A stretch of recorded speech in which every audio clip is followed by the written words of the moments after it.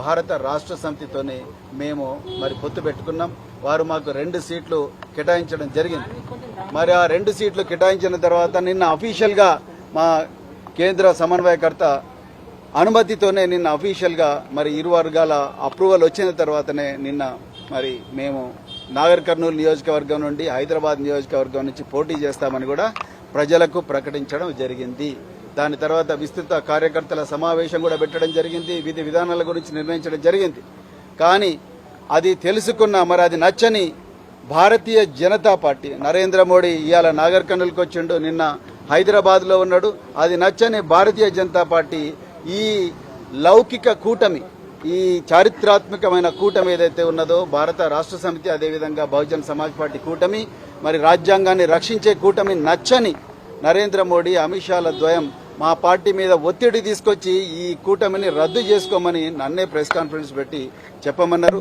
నాకు అది ఇష్టం లేదు. ఎందుకంటే మరి బహుజన్ సమాజ్ పార్టీ మాన్యశ్రీ కాన్షీరామ్ గారి నుంచి బైంజీ కుమారి మాయావతి గారి నుంచి నేటి దాకా మరి నా దాకా మేమందరం కూడా ఈ బహుజనవాదం డాక్టర్ బిఆర్ అంబేద్కర్, మహాత్మా జ్యోతిరావు పూలే, సంత్ నారాయణ గురు మరెందరో మహనీయుల ఆలోచనల వల్ల ప్రభావితమైన మేము ఒక్కసారి మాట ఇస్తే తప్పేది ఉండదు. పొత్తు ధర్మం, కష్టాలైనా నష్టాలైనా అందరూ కలిసిపోవాలి, ఒకరికొకరు సహాయం చేసుకోవాలి. సో అదే విధంగా ఇద్దరు నడవాలి, ఎన్ని ఒడిదుడుకులు వచ్చినా కూడా నడవాలన్నదే పొత్తు ధర్మం. ఆ విధంగానే ఒప్పందం కుదిరింది. కానీ దురదృష్టవశాత్తు ఆ ఒప్పందాన్ని రద్దు చేసుకోమని ప్రెస్ కాన్ఫరెన్స్ పెట్టమని చెప్పేసి నాకు ఆదేశాలు వచ్చినాయి. కానీ ఆ ఆదేశాలు నేను అమలు చేయదలుచుకోలేదు. ఎందుకంటే పొత్తు ధర్మంలో భాగంగా నేను కూడా మరి 26 సంవత్సరాల పోలీసు సర్వీసు, దేశం కోసం ప్రాణ త్యాగానికి కూడా సిద్ధమయ్యి నేను పనిచేసిన.